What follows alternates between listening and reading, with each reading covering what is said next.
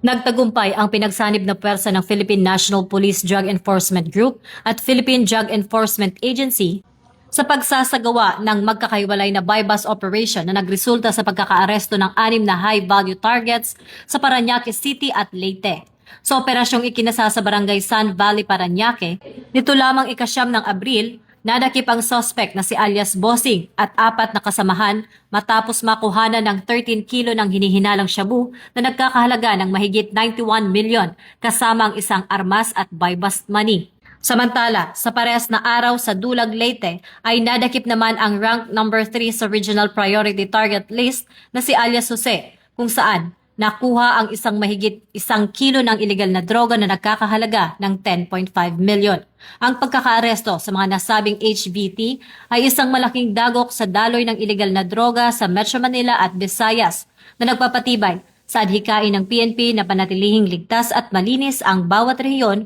mula sa pinsala ng ipinagbabawal na gamot.